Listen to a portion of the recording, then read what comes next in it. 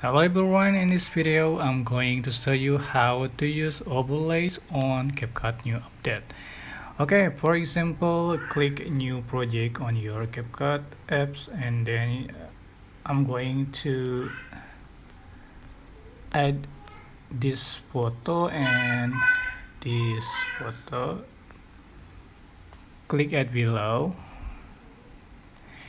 and I'm going to make this photo as an overlay. Just click and you can swipe to the right in the button, click overlay, and just for position like this.